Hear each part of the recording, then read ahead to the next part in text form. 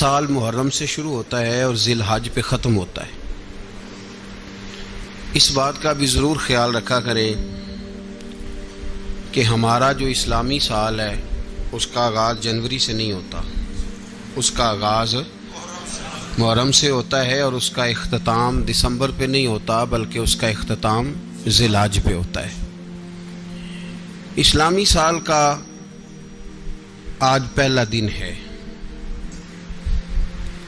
یکم محرم الحرام، امیر المومنین خلیفۃ المسلمین جانشین مصطفیٰ جبل استقامت اور رسول اللہ کے دین کا بہت بڑا سپاہی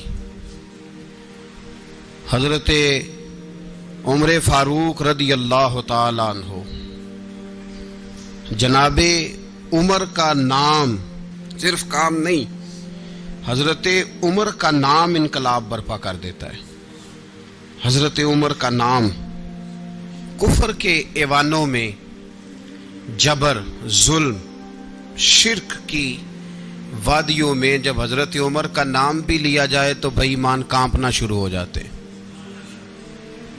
حضرت عمر فاروق رضی اللہ تعالی عنہ، حضرت عمر معمولی شخص نہیں، معمولی آدمی نہیں۔ کچھ لوگ صدیوں کے بعد پیدا ہوتے ہیں اور کچھ لوگ ایسے ہوتے ہیں جو ایک ہی بار پیدا ہوتے ہیں، ان جیسا دوسرا پیدا ہوتا ہی نہیں، دوسرا ان طرح کا پیدا ہوتا ہی۔ حضرت عمر رضی اللہ تعالیٰ عنہ جیسی شخصیات پیدا ہی نہیں ہوتی دوبارہ۔ سارے صحابہ در رسالت مآب پہ خود آئے۔ یہ وہ عظیم شخص ہے جسے اللہ کے محبوب نے اللہ سے مانگ کے لیا، کہا اے اللہ یہ مجھے دے دے، اللہ سے مانگ کے لیا ہے۔ اس لیے صوفیاء کہتے ہیں کچھ مرید ہوتے ہیں کچھ مراد ہوتے ہیں، کچھ مرید ہوتے ہیں کچھ مراد ہوتے ہیں۔ مرید وہ ہوتا ہے جو چل کے آتا ہے، آ کے مرید ہوتا ہے۔ مراد وہ ہوتا ہے جسے کہا جاتا ہے کہ یہ کبھی میرا بن جائے نا، یہ کبھی آ جائے نا، میرا بن جائے، اس کو مراد کہتے ہیں۔ حضرت عمر مصطفیٰ کریم کی مراد ہیں، حضور کی مراد ہے۔ اللہم اعز الاسلام بے اسلام عمر ابن خطاب، اے اللہ اسلام کو عزت دے دے، میرے عمر کو کلمہ پڑھنے کی توفیق عطا فرما دے۔ اور کیسے دعا مانگی؟ اور یار حضرت عمر کی تو اس فضیلت کا کوئی جواب نہیں دے سکتا۔ میرے رسول پاک علیہ السلام سب کے لیے ہی دعا مانگتے ہیں نا، حضور کی دعا عام ہے، لیکن مصطفیٰ کریم نے کعبے کا غلاف تھام لیا اور غلاف کعبہ کو حضور نے سینے سے لپٹایا اور سینے سے چمٹا کے کہا اے اللہ میں نے تو کبھی سوال ہی زیادہ نہیں کیے، میں کرنے آیا ہوں، مجھے عمر دے دے، عمر دے دے۔ حضور نے مانگ کے لیا۔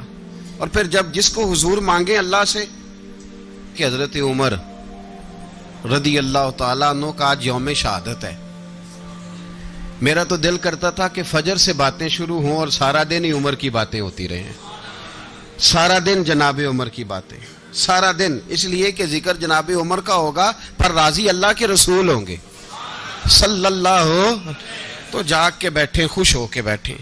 ہمارے ہاں منایا ہی نہیں جاتا، بابے اللہ کیتا ساؤن بھادروں اسو کتا تے منڈے جنوری فروری، تو اسلامی سال بھی گیا اور وہ تاریخیں بھی ساری گئیں۔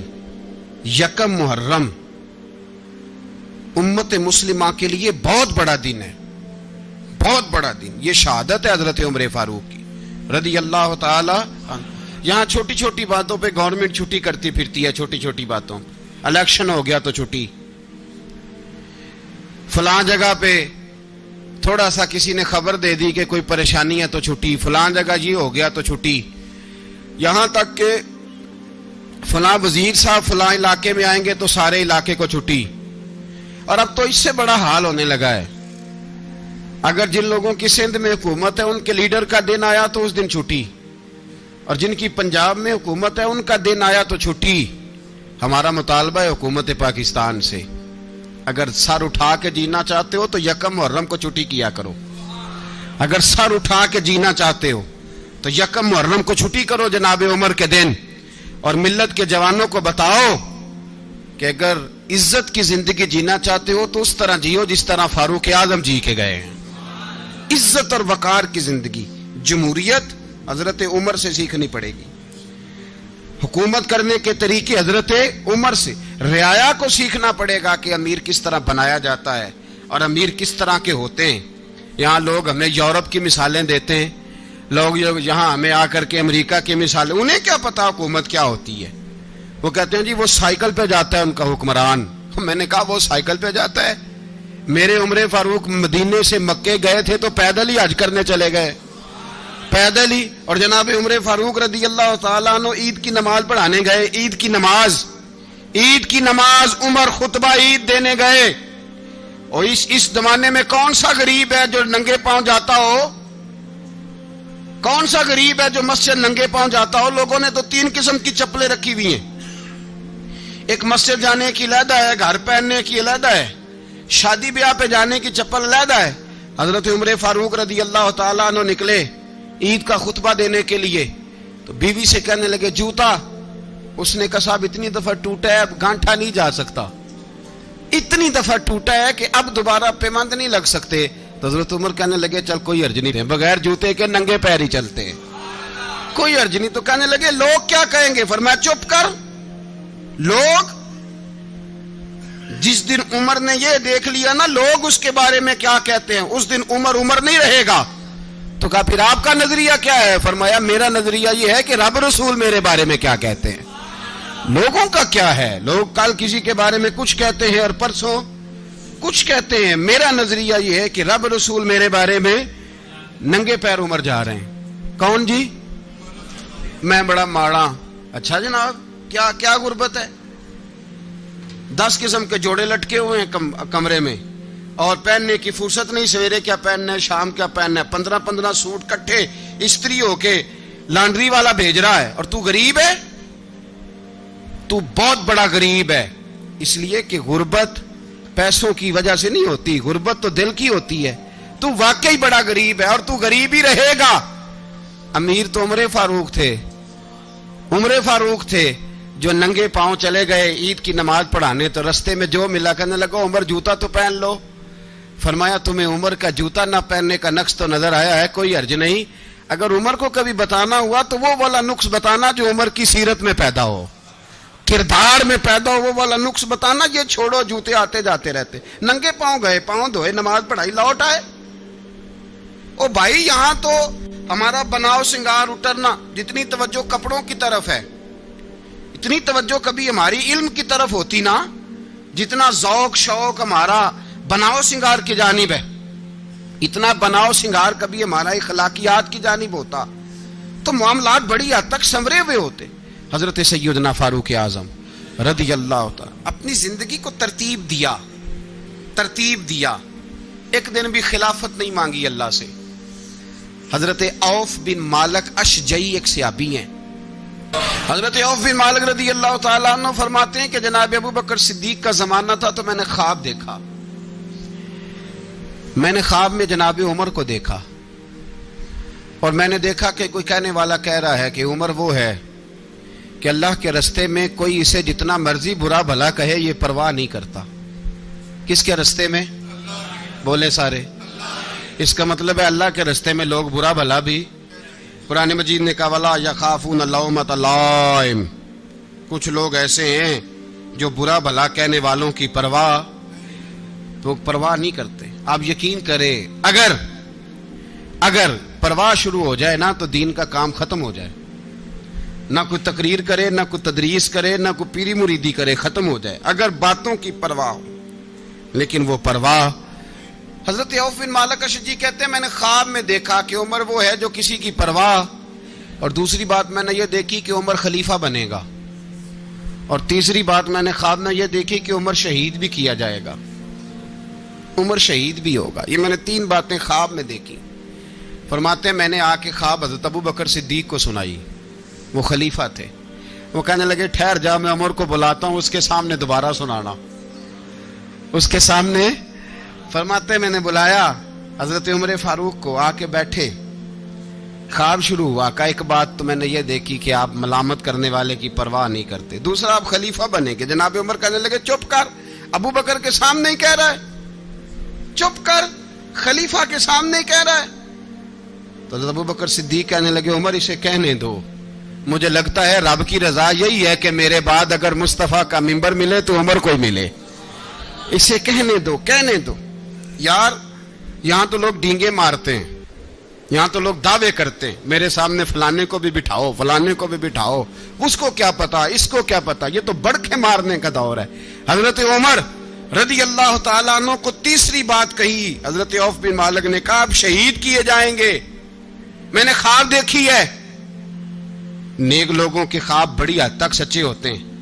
کہا میں نے خواب دیکھی ہے. تو حضرت عمر کہنے لگے شہید تو دلیر لوگ ہوتے ہیں, شہید تو دلیر, جسے سارا زمانہ دلیر کہہ رہا ہے وہ اپنے بارے میں کیا کہہ رہے ہیں, کہتے ہیں شہید تو دلیر, میں تو کاہل سا آدمی ہوں, سست آدمی ہوں, میں تو اتنا کام ہی نہیں کرتا, تو یہ خواب تو نے جو ٹھیک ہے دیکھا ہے نا پھر سے دیکھنا.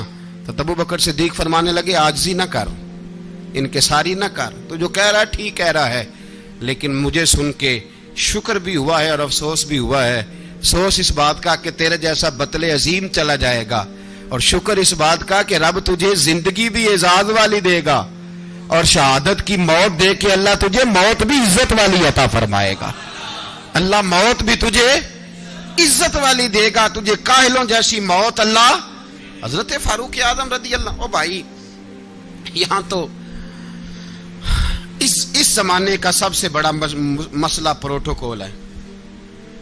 لوگوں پتہ ہوتا ہے کامل پیر ہے, کامل مرشد ہے, لوگ نہیں جاتے. میں کسی کا مرید ہو جاؤں, میرا پروٹوکول کدھر گیا؟ پتہ ہوتا ہے یہ کامل استاد ہے, میں اس کے پاس بیٹھوں گا تو میری تربیت کرے گا, لیکن لوگ شاگرد نہیں بنتے. میں کدھر گئی؟ یہ جو پروٹوکول کی مصیبت ہے نا, اس نے بڑے بڑے لوگ زیرو کر دیے, بڑے بڑے لوگ. اور یہ مت سمجھے کہ آپ کا وزیر اعظم پروٹوکول لیتا ہے یا آپ کا صدر پروٹوکول, وزراء, ایسی کوئی بات نہیں. ہم چھوٹے طبقے سے لے کر بڑے سارے پروٹوکول کے قائل ہیں. ہمارا تو داماد بھی کہتا ہے کہ مجھے پوچھا نہیں میں تمہارے گھر کیوں آؤں. ہمارا تو بھائی ہر شخص اعلان کرتا ہے پروٹوکول کا, فلانے نے عزت نہیں دی تو واپس آ جاؤ, فلانے نے سلوٹ نہیں کیا تو واپس آ جاؤ. لوگ جہاں سلوٹ کرنا چاہیے وہاں بھی سلوٹ کرانے کے قائل ہیں. پر حضرت عمر رضی اللہ تعالی, حضرت عمر کی سادگی اور پھر جناب عمر کی عاجزی, جب انسان اپنے اوپر سوار کر لیتا ہے نا, سوار کر لیتا ہے, میں بدکار پرانا خادم, کسے در ملی نی ٹوئی, تے واصف یار نے نظر جو کیتی تے واصف ہی ہو. میں اکثر سوچتا ہوں حضور نے جہاں بھی کہا نا, فرمایا میرے بعد نبی ہوتے تو خطاب کے بیٹے عمر ہوتے. حضور نے فرمایا عمر جس رستے سے جاتا ہے شیطان وہ رستہ بدل جاتا ہے. نبی پاک صلی اللہ علیہ وسلم نے فرمایا میرا عمر وہ ہے کہ اس کی زبان پر حق جاری ہے. حضور علیہ الصلوۃ والسلام نے فرمایا 950 سال حضرت جبریل میرے عمر کی شان بیان کریں تو ان کی عظمت ختم نہیں ہوتی.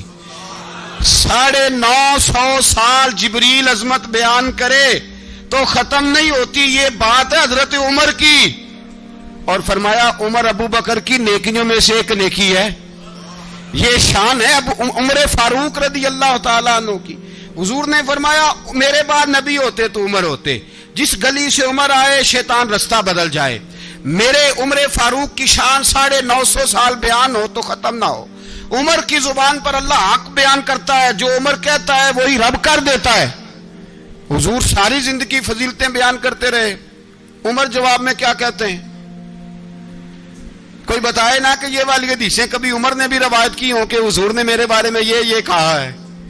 یہ روایتیں وہ روایت نہیں کرتے. ان سے جب لوگ کہتے عمر تیری بڑی بات ہے تو عمر رو پڑتے, کہتے میں تو اونٹ چرانے والے باپ کا بیٹا ہوں, میں تو اونٹ چرانے والے باپ کا بیٹا, اونٹ چرا. اس سے آگے عمر گئے ہی نہیں ساری زندگی, اس سے آگے لفظ ہی نہیں ادا کی. اور میں تو بھائی اونٹ چرانے والا, میرا باپ تو اونٹ چرایا کرتا تھا, 10 اونٹ تھے, میری ڈیوٹی ہوتی تھی, سنبھالے نہیں جاتے تھے, ابا ڈنڈوں سے مارتا تھا.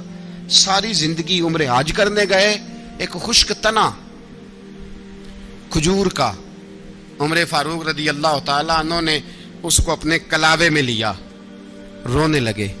لوگوں نے کہا عمر کیا ہوا؟ فرمانے لگے یہاں میں اونٹ چرایا کرتا تھا، یہاں میں اونٹ چراتا تھا، 10 اونٹ سنبھالے نہیں جاتے تھے، دیکھو رسول اللہ کی شان، آج ساری امت چلانے کا طریقہ عطا فرما دیا ہے، ساری نظریے سے پیار۔ یار پیسہ کس کو برا لگتا ہے؟ آپ جس آدمی کی 50 کروڑ کی پراپرٹی ہے اس کو پوچھیں سب سے غریب، آپ کو وہی نظر آئے گا، وہ کہے گا میں ٹائٹ ہوں۔ حالات بڑے، میں کئی باری پوچھے انہوں نے، میں کہتا ترجمہ بھی 10 چھڑوں کی ہے، ہمیں تو سمجھ نہیں آتی، اور ٹائٹ حالات کون سے ہوتے ہیں جی؟ جس آدمی کا کروڑوں میں کاروبار ہے نا، اس کو آپ چھیڑے وہ رونے لگ جائے گا، رونے۔ تو کئی میں نے ایسے دیکھے ہیں کرائے کا مکان ہے، ان سے پوچھے صاحب کیا حال ہے، تو کہتے ہیں جتنی اللہ نے شان والی زندگی ہمیں عطا کی ہے کسی کو نہیں دی ہوئی۔ اس کا مطلب ہے خوشی بھی یہی ہے اور غم بھی یہی ہے، اندر سے خوشی ہے، اندر سے ہی۔ تُنے اگر راضی رہنا ہے تو ادھر سے رہنا ہے، ناراض رہنا ہے تو بس اپنے آپ کو خوش رکھے گا تو ہو جائے گا۔ سارے صحابہ مل کے آئے، کہنے لگے عمر فاروق سے کہنا ہے نبی پاک کے زمانے میں تو ظاہراً غربت تھی، ابو بکر کے دور میں بھی غربت تھی، اب تو بڑا مال ہے، عمر سے سفارش کرو کہ عمر نیا کرتا پہنا کرے۔ ملکوں کے سفیر آتے، عمر وہی پھٹی پرانی چادر اوڑھ کے اور وہی کئی جگہ پہ پیوند لگے سوٹ پہن کے سفیروں کے سامنے بیٹھ جاتا ہے۔ عمر کو مشورہ دو، طے ہو گئی بات۔ سب نے جب مشورہ دے لیا تو سارے کہنے لگے یہ بتاؤ شیر کی مونچھ کو ہاتھ کون لگائے گا؟ کہنا کس نے ہے؟ بندہ بھی تو ڈھونڈو نا۔ نے کہا جناب میرا یہ خیال ہے کہ مولا علی شیر خدا کہیں گے، کیونکہ جس شخص کی عمر کو سب سے زیادہ حیا کرتے دیکھا وہ شیر خدا مولا علی ہے رضی اللہ تعالی علی کہیں گے۔ اس لیے کہ جناب علی تو کئی دفعہ جب گفتگو کرتے تھے تو حضرت عمر چپ کر جاتے تھے اور فرماتے تھے علی نہ ہوتا تو میں ہلاک ہو جاتا۔ تو کہا علی سے کہو۔ جناب علی شیر خدا کو بلایا، کس کام کے لیے جی؟ اللہ اکبر۔ یہ ذرا آپ نے اس دور پہ اس بات کو ذرا لاکا جناب ان سے کہیں کہ زیادہ نہیں، ایک کرتا نیا پہن لے، سفیر آتے ہیں وزیر آتے ہیں تو ایک کرتا نیا پہن لے۔ حضرت علی کو بلایا، آپ فرمانے لگے کوئی اور بات ہوتی تو میں کہہ دیتا، یہ والی میں نہیں کہہ سکتا، کوئی اور ہوتی تو میں عمر کو کئی دفعہ کہہ دیتا ہوں، جلال میں بھی تو سن، یہ والی میں نہیں کہہ سکتا، میں تمہیں ایک مشورہ دیتا ہوں۔ کہ وہ کیا؟ کہنے لگے سید عائشہ صدیقہ سے کہو، وہ مومنوں کی ماں ہیں، عمر ٹالے گا نہیں۔ اماں جی سے جا کے کہا اماں جی نیا کرتا عمر سے کہیں پہن لیں، وزیر آتے ہیں بڑے بڑے لوگ تو چلو کوئی عرض نہیں۔ اماں جی نے کہا اچھا کوئی بات نہیں میں بلا لیتی ہوں۔ جناب عائشہ نے پیغام بھیجا، جب خادم نے کہا نا مصطفیٰ کے گھر سے پیغام آیا ہے تو 20 لوگ بیٹھے تھے، عمر کانپتے ہوئے اٹھے، کانپتے دوڑے۔ حضرت عائشہ پردے میں تھی تو فرماتی ہیں عمر اتحیات کی حالت میں بیٹھ گئے۔ کہا اماں جی دیر تو نہیں ہو گئی مجھے آنے میں؟ کہا نہیں ٹائم پہ آ گئے ہو، کس لیے بلایا تھا؟ کہا عمر دیکھو غربت کے معاملات اور ہوتے ہیں، جب اللہ آسانی دے تو کوئی چیز استعمال کرنا حرام نہیں ہوتی، اگر حرام ہے تو بتاؤ۔ کہا نہیں اماں جی حلال ہی ہے۔ تو فرمایا پھر اتنے سفیر آتے ہیں مشیر آتے ہیں، اب تو مال غنیمت بڑا آتا ہے، ڈھیر لگ جاتے ہیں مسجد میں، تو چل ایک نیا کرتا تم بھی پہن لیا کرو، اور آپ نیا کرتا پہنو گے تو دھاک بیٹھے گی غیروں پر، تو صحابہ کا مشورہ ہے کہ آپ نیا لباس پہنے۔ اماں جی کہتی ہے میں نے حکم دیا تو عمر چپ کر گئے، گردن جھک گئی۔ تھوڑی دیر کے بعد سیدنا عمر فاروق نے سر اٹھایا تو داڑھی پہ آنسو گر رہے تھے، رو پڑے، کہنے لگے پاک محبوب کی پاک بیوی جیسے حکم کرتی ہو میں حاضر ہوں، پر مجھے وہ والا لباس پہنانا جو میرے مصطفیٰ نے پسند فرمایا ہے، اگر یہ رنگ رسول پاک کا ہے تو میں حاضر ہوں، اور اگر نبی پاک کا نہیں تو پھر جیسے آپ حکم کریں۔ جناب عائشہ کہتے ہیں عمر روئے تو میں زیادہ روئی، میرا پلو بھیگ گیا آنسوؤں سے۔ میں نے کہا عمر آپ جائیے۔ عمر یوں نکلے تو جو صحابہ کھڑے تھے وہ کونے میں تھے، سارے آ گئے۔ کہا اماں جی کیا بناؤ؟ فرمایا بھائی تم سب جو باتیں کہتے ہو وہ اپنی جگہ ٹھیک ہیں، پر عمر جو بات کرتا ہے وہ سب سے زیادہ ٹھیک ہے۔ عمر جس پہلو پر بات کرتا ہے وہ یار ایسی عاجزی، ایسا رنگ، ایسا انداز، ایسا طرز حیات، ایسی زندگی. اولاد کے معاملے میں لوگ بزدل ہو جاتے ہیں، بزدل. پر حضرت عمر کا بیٹا مصر گیا، وہاں سے کمائی کر کے لایا، تجارت کرنے گیا، لاکھوں کا مال. کون سا باپ ہے دنیا میں جس کا بیٹا باہر سے پیسے لے کے آئے تو ابا تفصیل پوچھے کہ بیٹا کہاں سے کمائے، کہاں سے لایا، کتنے ملے، کیوں آئے؟ کون سا باپ تفصیل پوچھتا ہے؟ ابا تو کہتا ہے لا صحیح، اور تعریفیں کرتا ہے میرا بیٹا بڑی کمائی کرتا ہے. کبھی پوچھا ہے اس سے کہ ڈیوٹی صحیح دیتا ہے کہ نہیں؟ کبھی پوچھا ہے کہ تو ایمانداری کی روزی لاتا ہے کہ حرام کی کماتا ہے؟ یہ باپ کی ذمہ داری ہے، یہ اماں کی ذمہ داری ہے. پھر کہتا ہے بیماری کیسے آ گئی، پریشانی کیسے آ گئی؟ تو نے کبھی سوال کیا اپنی اولاد سے؟ حضرت عمر فاروق رضی اللہ تعالیٰ عنہ کا بیٹا مصر سے پیسے کما کے لایا تو جناب عمر نے بلایا، فرمایا بیٹے اتنی تو تیرے پاس راس ہی نہیں تھی، تھوڑے سے تو پیسے لے کے گیا تھا، اتنی کمائی کیسے ہو گئی؟ اتنے تو پیسے نہیں تھے صاحب، کہاں سے کمائی لائے؟ اس نے کہا ابا جی وہ جو میرے چچا ہے نا مصر کے گورنر، آپ کے دوست، انہوں نے میری مدد کی ہے. فرمایا جتنے لوگ گئے تھے سب کی ہے مدد اس نے؟ کہا نہیں صرف میری کی. فرمایا تیری کیوں کی؟ تیری کیوں کی؟ کہا حضور آپ کے دوست ہیں. فرمایا چپ کر، حضور انہوں نے مجھے اتنے پیسے دیے، میں نے کاروبار میں ڈالے تو نفع آیا تو میں ان کی رقم دے کے. فرمایا خاموش ہو جا، باقی جتنے لوگ گئے تھے سب کی مدد کی اس نے؟ کہا نہیں حضور صرف میری کی. فرمایا اس نے تیری مدد نہیں کی، اس نے خلیفہ کے بیٹے کی مدد کی، اس لیے کہ وہ خلیفہ کو اپنے حق میں نرم کر سکے. فرمایا آدھا مال تیرا ہے، آدھا مال غنیمت کا ہے، مال خزانہ کا ہے، مسلمانوں کا ہے، اس لیے کہ تو جو وہاں سے مال کما کے لایا ہے وہ اپنے باپ کے خلیفہ ہونے کی وجہ سے کما کے لایا ہے، لہذا رکھ ادھر.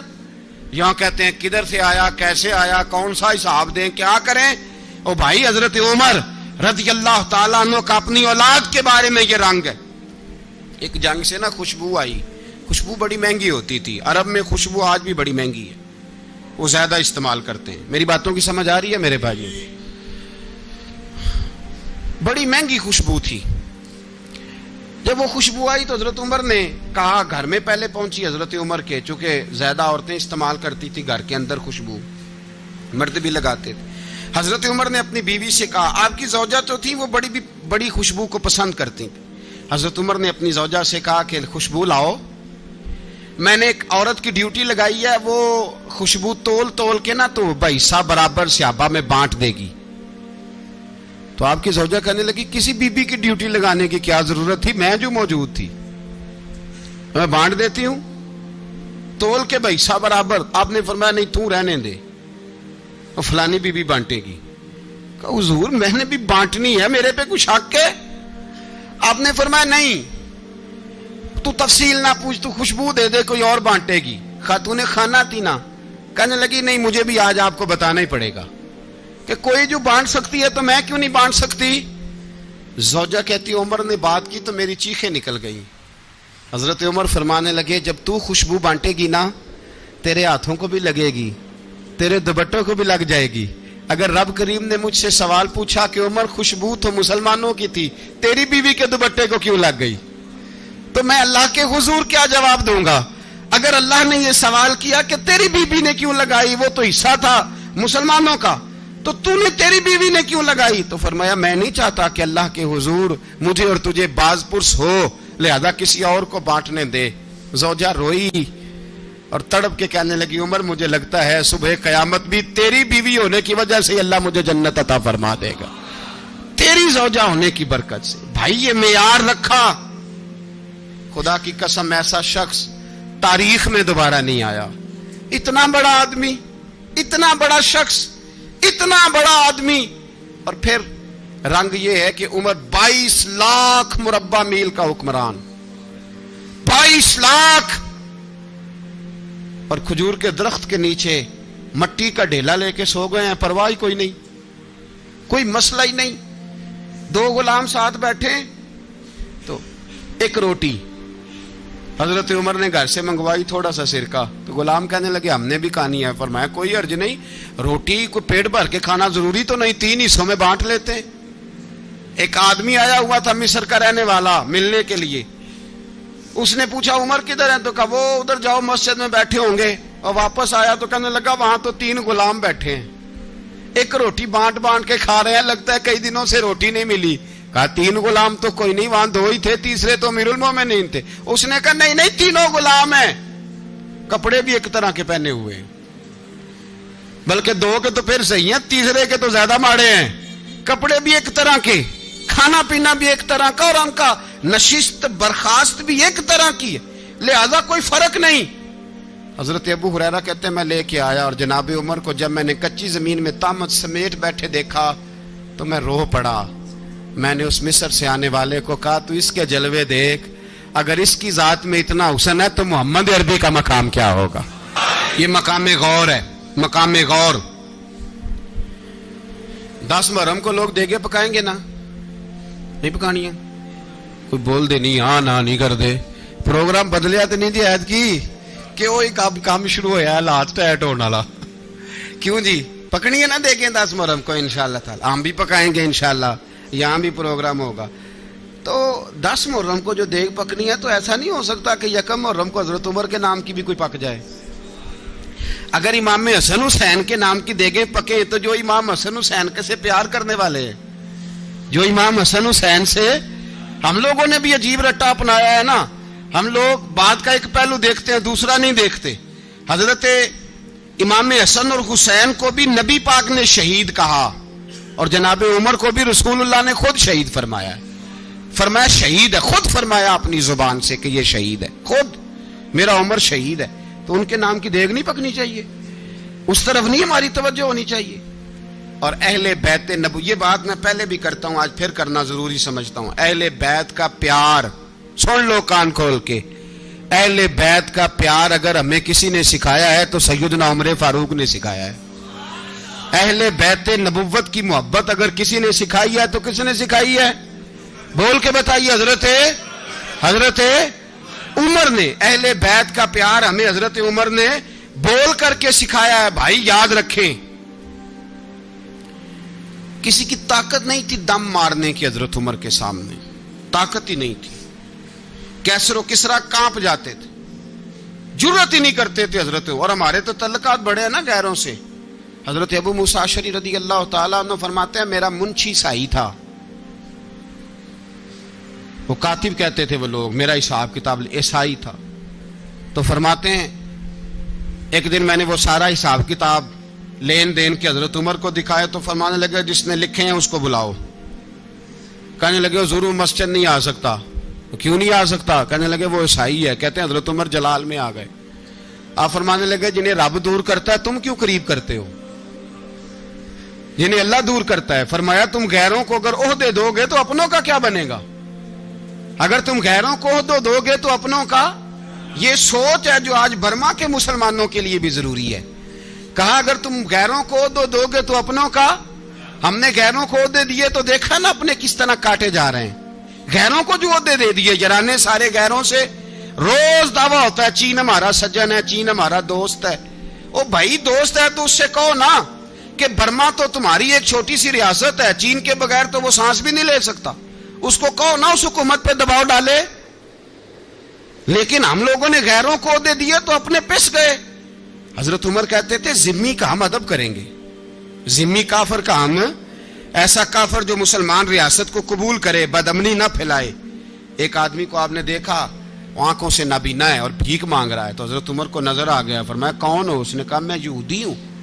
فرمایا بھیک کیوں مانگتے ہو؟ کہا جب تک تندرست تھا مسلمانوں کو جزیہ دیتا تھا, بوڑھا ہو گیا ہوں کیا کروں. حضرت عمر نے گھوڑے کی پشت پہ بٹھایا, کافر کو گھوڑے کی پشت پہ بٹھایا اور بٹھا کے مدینے لائے. حضرت علی شیر خدا وزیر خزانہ تھے. فرمایا علی اس کا وظیفہ جاری کرو.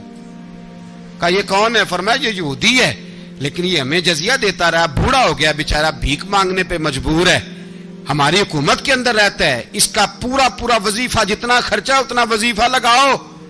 حضرت علی کہتے ہیں میں وظیفہ لگا رہا تھا اور وہ میرے نبی کا کلمہ پڑھ رہا تھا, وہ رسول اللہ کا کلمہ پڑھ رہا تھا. یہ مزاج, یہ نہیں کہ کافر. حضرت عمر نے گورنروں کو خط لکھے تھے کہ زبردستی کسی کو مسلمان نہیں کرنا, جہاں ان کی عبادت گاہیں بنی ہو گرانی نہیں, کوئی مندر کوئی گرجا ضائع نہیں کرنا. اسلام سب کو جینے کا موقع دیتا ہے، پر بے ایمانو ظالموں بدذاتوں تمہیں یہ کہتا ہے کہ ہم تمہیں جینے کا موقع دیتے، تم بھی مسلمانوں کو جینے کا موقع دو. یہ جہاں بستے ہیں جہاں رہتے ہیں انہیں وہاں جینے کا موقع دو، انہیں بھی اللہ اکبر کہنے کا موقع دو، انہیں بھی قرآن پڑھنے کا موقع دو، انہیں بھی رسول اللہ پر درود پڑھنے کا موقع دو. ہمارے ملک میں عیسائی اپنی مرضی سے کھلے عام تبلیغ کرتے ہیں. یہاں تو چینل چلائے ہیں عیسائیوں نے. کسی مذہبی جماعت نے کبھی جلوس نکالا ہے کہ عیسائیوں کا چینل بند کرو؟ بولے نکلا ہے کہ نہیں نکلا؟ کتنے ظلم کی بات ہے. ہم جب غیر کو اتنا تحفظ دیتے ہیں، اتنا تحفظ دیتے ہیں. ہم نے دیکھا ہے، مجھے بیسیوں لوگوں نے عید پہ ٹیلی فون کیے کہ عیسائیوں کو قربانی کا گوشت دے لیں، مجبور ہیں جی، دروازے پہ آ گئے ہیں، ہمارے کام کاج کرتے ہیں. بیسیوں لوگ، عام آدمی کے دل میں ان کا اتنا جذبہ ہے. وہ مسائل کا بیان کرنا ایک علیحدہ بات، لیکن ہمارے دل کافر کے حق میں بھی نرم ہو جاتے ہیں.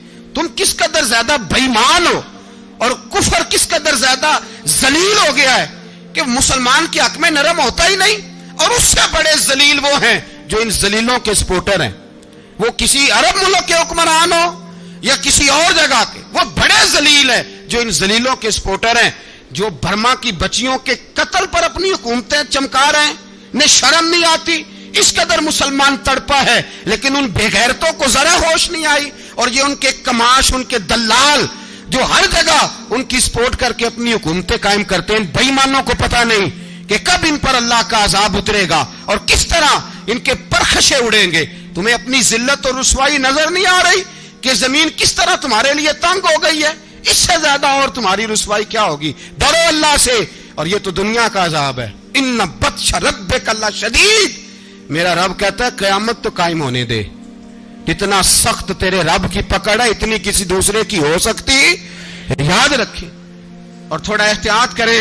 ہم سب لوگ بھی، جو ہم لوگ آدھی زبان بول کے بھی ان کی سپورٹ کرتے ہیں، اب شرم آنی چاہیے ہمیں ان حکومتوں کی سپورٹ کرتے جو مسلمانوں کی لاشوں کے اوپر حکومتیں قائم کرتے ہیں. شرم آنی چاہیے. بہرحال بات دور نکل جائے گی اور میں اپنے مضمون پہ رہتا ہوں. اہل بیت کا پیار اگر سکھایا ہے تو جناب عمر نے سکھایا ہے رضی اللہ تعالی عنہ. امام حسن ملنے، آپ یقین کریں میں جب اس واقعہ کو پڑھتا ہوں تو میرا دل جھوم جاتا ہے. میں کہتا ہوں یار، ڈاڈا ہونا اپنی جگہ پہ، عشق ہونا اپنی جگہ پہ، انسان کا باوقار ہونا اپنی جگہ. جہاں کھڑے ہونا تھا وہاں یہ کھڑے ہوتے تھے، اور جہاں جھکنا تھا وہاں یہ ان لوگوں میں اقبال نے کہا تھا تیری نگاہ ناز سے دونوں مراد پا گئے، عقل غیاب و جستجو، عشق حضور و اضطراب. جہاں اگر آیا ہے سامنے کیسر و کسرا تو عمر جیسا دلیر کوئی نہیں. اگر سامنے آیا ایران کا بادشاہ تو عمر جیسا تگڑا کوئی نہیں. اگر آیا ہے سامنے غسان کا بادشاہ تو عمر جیسا عادل کوئی نہیں. لیکن اگر علی کا بیٹا آیا ہے، اگر فاطمہ کے لال پارے آئے ہیں، تو پھر فاروق اعظم سے جیسا محب کوئی نہیں، پھر ان سے جیسا پیار کرنے والا کوئی نہیں. اندر بیٹھے ہیں جناب عمر، اندر تنہائی میں کچھ وزیروں سے گفتگو ہو رہی ہے، میٹنگیں جاری ہیں. آپ کے بیٹے ملنے آئے جناب عبداللہ ابن عمر. ابا جی ملنا ہے. بات ٹھہرو، بات کر رہا ہوں، کوئی نہ اندر آئے. صاحب زیادہ باہر کھڑا ہے. تھوڑی دیر گزری تو امام حسن بھی آ گئے. کون آئے؟ آپ کو جو ملے گا امام صاحب کا نام لینے سے، وہ سردار ہیں جنتیوں. کون آئے؟ سارے بولیے. امام حسن، تیری نسل پاک میں ہے بچہ بچہ نور کا، تو ہے نے نور تیرا سب گھرانہ. امام حسن آئے تو حضرت عبداللہ ابن عمر کو دروازے پہ کھڑے دیکھا. کہا امیر المومنین کہاں ہیں؟ کہنے لگے حضرت عمر کے بیٹے. کہنے لگے وہ اندر بیٹھے، کچھ میٹنگ ہو رہی ہے، اور انہوں نے کہا کوئی اندر نہ آئے، لیکن آپ جانا چاہیں تو چلے جائیں. آپ جانا چاہیں تو، تیری نسل پاک میں ہے بچہ بچہ نور، آپ جانا چاہیں تو چلے جائیں. تو انہوں نے کہا جب آپ باہر کھڑے ہیں تو مجھے کوئی اتنا ضروری کام نہیں، اور ابھی زور کی نماز تھوڑی دیر میں ہوگی، میں مسجد میں مل لوں گا امیر المومنین سے. یہ بات کہہ کہ امام حسن چلے گئے. یار اتنی بڑی بات نہیں تھی، اتنی بڑی بات نہیں تھی. وہ میرے استادوں کا بیٹا بھی آئے تو کہا ٹھیک ہے جی وہ سوئے ہوئے ہیں، تو کوئی غرض نہیں یار، میں ٹھہر کے آ جاؤں گا. کوئی بڑی بات نہیں تھی، دیکھا جائے تو بڑی بات نہیں تھی، پر بات بہت بڑی تھی، اس لیے کہ یہ خالی حسن نہیں، یہ حسن ابن علی ہے. یہ حضرت فاطمہ کے لخت جگر. حضرت عمر باہر نکلے, عبداللہ ابن عمر سے پوچھا کوئی آیا تو نہیں؟ تو کہا حضور امام حسن آئے تھے. تو کہا پھر شہزادے کو اندر کیوں نہیں بھیجا؟ کہا میں نے کہا تھا. وہ کہنے لگے اگر امیر المومنین مصروف ہیں تو میں ظہر میں مل لوں گا. حضرت عمر رونے لگے, فرمایا بیٹے تو نے اچھا نہیں کیا. پھر مسجد نہیں گئے, سیدھے امام حسن کے دروازے دستک دی. امام حسن باہر آئے, کہا شہزادے آئے تھے تو ملے کیوں نہیں؟ تو امام حسن کہنے لگے حضور آپ کا اپنا بیٹا دروازے پہ کھڑا تھا, آپ کا اپنا بیٹا دروازے پہ کھڑا تھا, اور منع بھی کیا تھا آپ نے تو میں زور میں مل لیتا. حضرت امام حسن فرماتے جوش جذبات میں جناب عمر نے سر سے پگڑی اتار دی, جوش جذبات میں. کہنے لگے حسن میرے بیٹے کا اور آپ کا کیا مقابلہ؟ کیا اس کی ماں کا نام فاطمہ الزہرا ہے؟ کیا اس کی نانی کا نام ختیجۃ الکبریٰ ہے؟ کیا اس کے نانے کا نام محمد مصطفیٰ ہے؟ آپ کا اور اس کا کیا مقابلہ؟ پھر رو پڑے اور کہنے لگے بیٹے میں مکے کے صحراؤں میں اونٹ چرایا کرتا تھا, یہ جو میرے سر پر عزت کے بال ہیں یہ تیرے نانے کے اگائے ہوئے. میں مکے کے خبردار شہزادے خبردار. او بھائی اہل بیت نبوت کے ادب کا رنگ اگر سکھایا ہے تو سیدنا عمر نے سکھایا ہے. حضرت عمر فاروق اتھارٹی ہے, اسلام کی اتھارٹی. یکم محرم حضرت عمر کی شہادت ہے. یہودی بول اٹھا, کافر بول اٹھا. اگر 6 مہینے عمر دنیا میں اور رہتے تو دنیا میں کوئی کافر موجود نہ ہوتا. 6 مہینے. اور جب اس بطل جلیل کا جنازہ اٹھا, اللہ بخاری پڑھیے نا, اللہم ارزقنا شہادت فی سبیلک, اللہ بسترے کی موت نہ دینا, شہادت کی دینا. عمر شہید ہوئے, مسجد نبوی میں نماز پڑھاتے, اور جب جنازہ اٹھا تو مدینے کا پھر پیچھے جو دلیر بچے وہ مولا علی تھے. مولا علی, جناب عمر کا جنازہ اٹھا تو سب سے پہلی ہائے جو نکلی وہ حضرت علی کی زبان سے نکلی, اور حضرت علی کی ساری داڑھی آنسوؤں سے بھر گئی. لوگوں نے کہا کہ علی کیا ہوا؟ فرمانے لگے تم دیکھ نہیں رہے جنازہ کس کا اٹھا ہے؟ پلٹ کے دیکھو تو صحیح, تم پتہ نہیں یہ کون گیا ہے. کہ حضور کیا ہوا؟ آپ فرمانے لگے عمر اس طرح کے کام کر کے گیا ہے, اب ان کے رستوں پہ کون چلے گا؟ کون اس کے جگر راہ وفا میں؟ میں نقش ایسے چھوڑ آیا ہوں, میں جس منزل سے گزرا ہوں وہ اب تک یاد کرتی ہے. حضرت علی حضرت عمر کے جنازے پہ کھڑے ہو کے کہتے ہیں اللہ مجھے اس طرح کے عمل کرنے کی توفیق دے جس طرح کی عمر کر کے گیا. میرے بھائی بطل عزیز, بطل حریت حضرت عمر رضی اللہ تعالیٰ عنہ جو اپنی زندگی انقلاب والی گزار کے گئے. عمر جب دنیا سے گئے تو 80 دینار کا قرضہ تھا, 22 لاکھ مربع میل کا حکمران. اور اپنے بیٹے سے کہنے لگے بیٹے کوشش کرنا تیرے خاندان والے مل کے میرا قرضہ اتار دے, میری قبر پہ بوجھ نہ رہے. اور اگر خاندان والے مدد نہ کریں تو میرے دوستوں سے بات کرنا, وہ مدد نہ کریں تو پھر علی سے بات کرنا. ان کا پیار آپس میں اتنا, اور تو اختلاف ثابت کر رہا ہے. 80 دینار کا قرضہ چھوڑ کر حضرت عمر دنیا سے گئے, اور جاتی دفعہ کہہ گئے میرے بعد میرے بچوں کو حکومت کے مشورے میں بھی شامل نہ کرنا, حکومت کے مشورے میں بھی میری اولاد شامل نہ ہو. اتنا بڑا شخص اتنا بڑا رنگ دے کے یکم محرم کو جب عمر فاروق کا وصال ہوا تو بیٹے سے کہنے لگے اماں عائشہ سے جا کے کہو میرا بھی نبی پاک کے روزے میں دفن ہونے کو دل کرتا ہے. ایک قبر کی جگہ ہے اماں جی نے اپنے لیے رکھی ہے, بخاری ہے بخاری. حضرت عائشہ کے پاس صاحبزادے گئے, کہنے لگے اماں جی عمر کو زخم لگ گیا ہے, حالت بڑی پریشانی والی ہے. وہ کہتے ہیں اگر اماں اجازت دیں. سید عائشہ رو پڑی, فرمانے لگی کہ اپنی قبر کی جگہ تو نہیں نہ کسی کو دیتا, پر عمر نے کمال ہی بڑا کیا. اسے کہو جاؤ گنبد خضرا میں قیامت تک جو مصطفیٰ پہ اور ابو بکر پہ سلام پڑھے گا وہ تجھ پہ بھی سلام پڑھ کے جائے. جاؤ میں نے جگہ دی. اعلیٰ حضرت فاضل بریلوی رحمت اللہ علیہ فرماتے ہیں وہ عمر جس کے آداب شیدہ شکر, اس خدا دوست حضرت پہ لاکھوں سلام, اس خدا دوست حضرت پہ. آپ یقین کریں منبر پہ بیٹھا ہوں، حضرت عمر کا جب نام لیتا ہوں تو میرے وجود کے رونگٹے کھڑے ہو جاتے ہیں۔ حضرت عمر کی زندگی جب پڑھتا ہوں تو لگتا ہے خدایا ایسے شخص بھی دنیا میں آئے، ایسے لوگ۔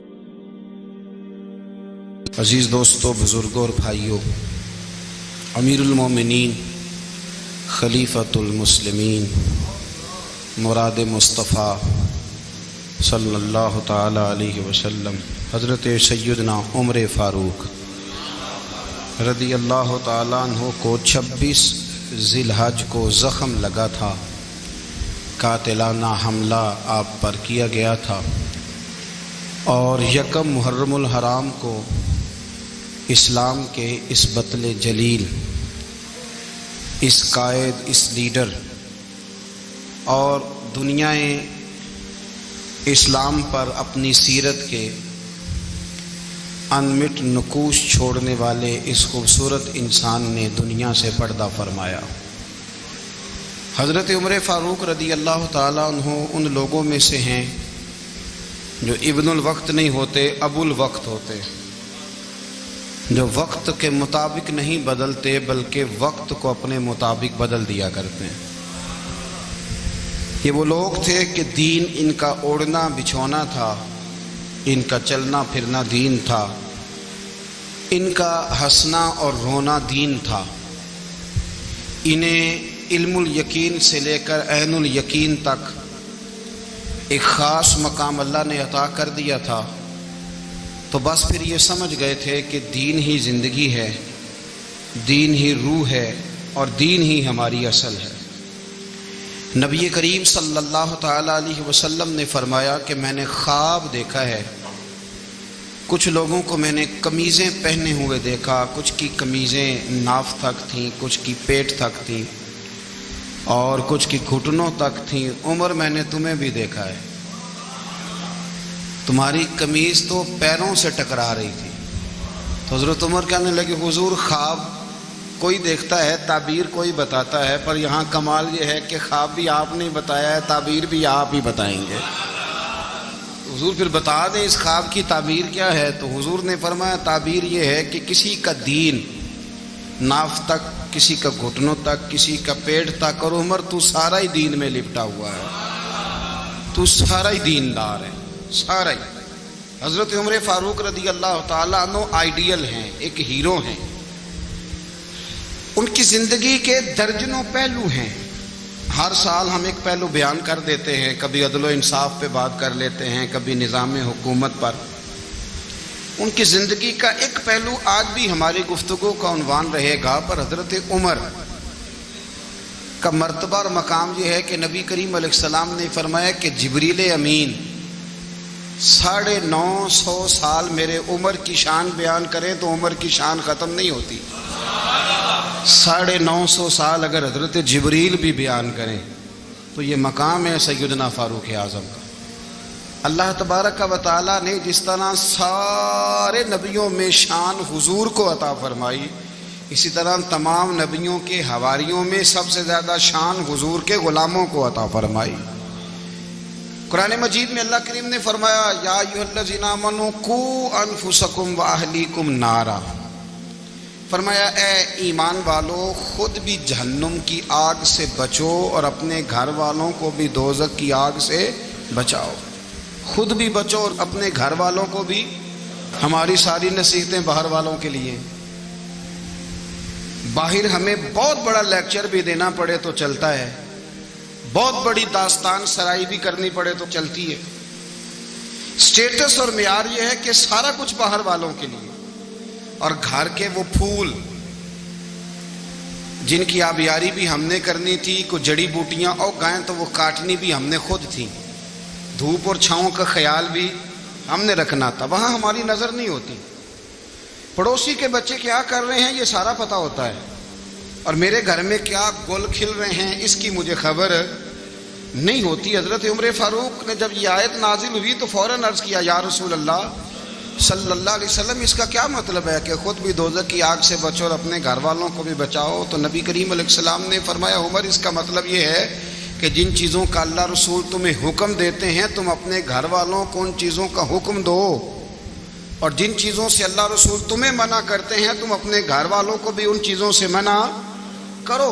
حضرت عمر فاروق کی زندگی میں جو چیز آپ کو بہت زیادہ ملے گی نا وہ یہ ہے کہ آپ نے جتنا کڑا احتساب محاسبہ باہر والوں کا کیا ہے نا اس سے زیادہ بڑھ کے اپنا اور اپنے گھر والوں کا کیا ہے۔ یہ بڑا عجیب معاملہ ہے کہ ہم جتنے لوگ ہیں ہمارا معیار یہ ہے کہ سامنے والا غلط ہے اور میں ٹھیک، یعنی دوسرے کا بچہ گلی میں نظر آ جائے تو اس کی غلطیاں نکلنی شروع ہو جائیں گی، اور میرا بچہ سارا شہر گھوم آئے ایک ٹائر پہ موٹر سائیکل پہ تو ہم کہتے ہیں کہ ابھی بچہ ہے، انشاءاللہ سیانا ہو جائے گا۔ اگر ابا جی آج تک سیانے نہیں ہوئے کہ اس کو سمجھا لیں تو پھر بیٹے کا سیانا ہونا تو ہو سکتا ہے کہ وہ 60-70 سال لگ ہی جائیں۔ گھر کے اندر جب تک توجہ نہیں ہوتی اور سب سے پہلے جب تک اپنی ذات پر توجہ نہیں ہوتی، میں کہا کرتا ہوں کہ باہر لیکچر چلتا ہے گھر میں عمل چلتا ہے، لیکچر باہر چلتا ہے گھر کے اندر عمل چلے گا۔ باہر تو آپ نے کہہ دیا نماز پڑھا کرو، ختم ہو گئی بات، لیکن گھر میں بچے نماز تب پڑھیں گے جب ان کے والد نماز پڑھیں گے۔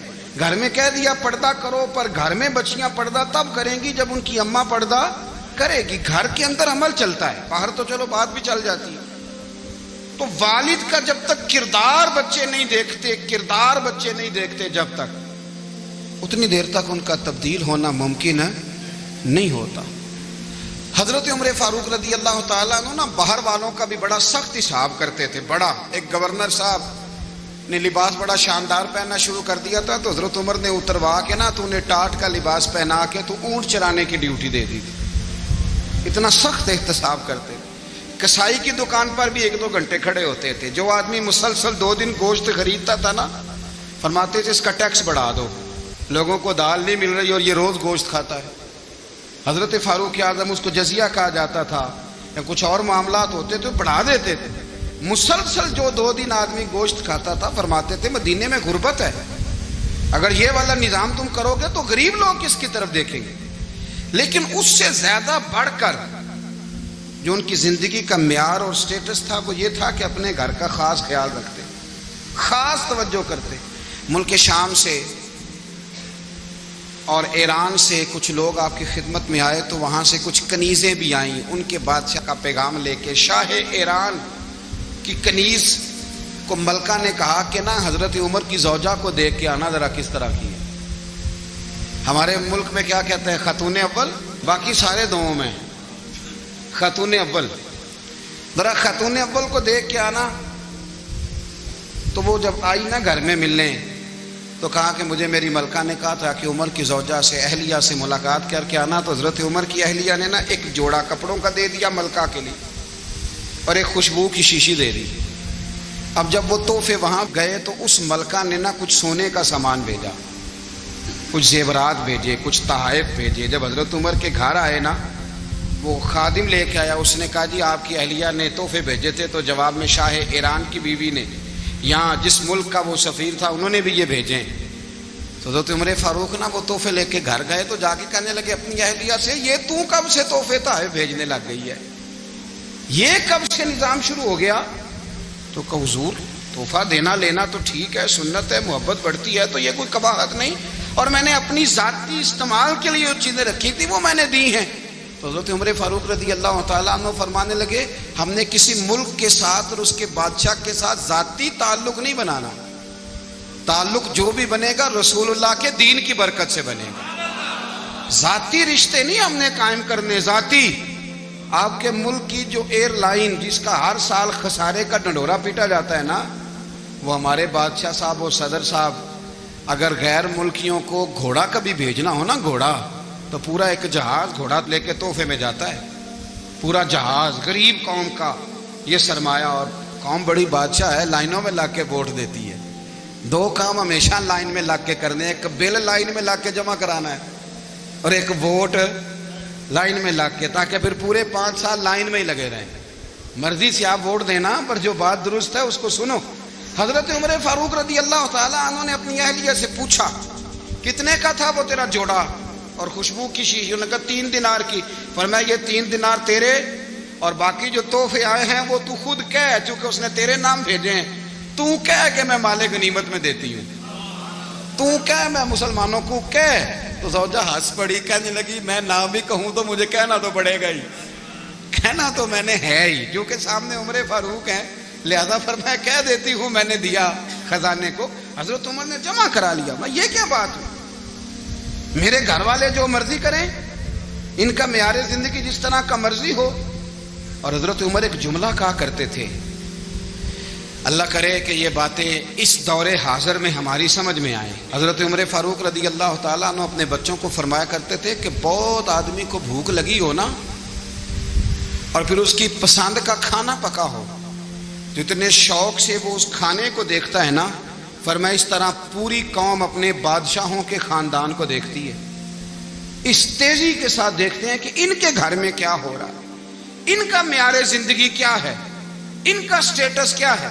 آپ کے بچے دونوں کاروبار کے لیے مصر گئے، ایک بہت بڑا قافلہ گیا مدینے سے مصر تجارت کے لیے، تو یہ گئے تجارت کے لیے، تو حضرت عبداللہ ابن عمر، حضرت عبید اللہ ابن عمر، حضرت عمر کے دونوں بیٹے گئے۔ جناب عمر فاروق کے بچے جب وہاں پہنچے تو مصر کے گورنر نے نا لوگوں کو تعارف کرایا کہ یہ عمر فاروق کے بیٹے ہیں۔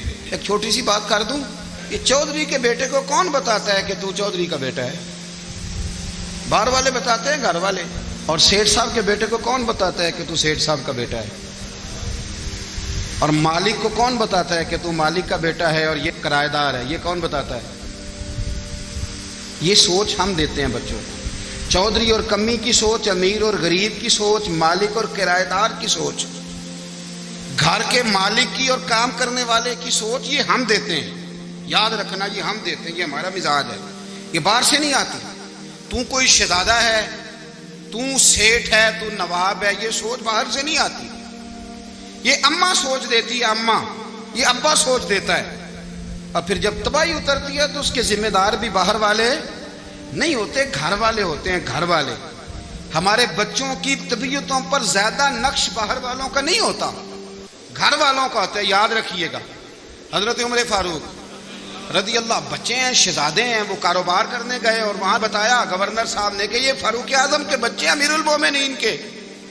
لوگوں نے ان سے زیادہ مال خریدا، تجارت میں زیادہ نفع ہوا، ظاہر ہے کہ وہ آپ کے جو اللہ خیر کرے حکمران ہیں، ان کے کاروبار کتنے ملکوں میں ہیں، کس بنیاد پر ہیں؟ وہ صرف اس بنیاد پر کہ وہ حکمران رہے، ان کے لیے آسان تھا بڑے لوگوں سے تعلقات بنانا۔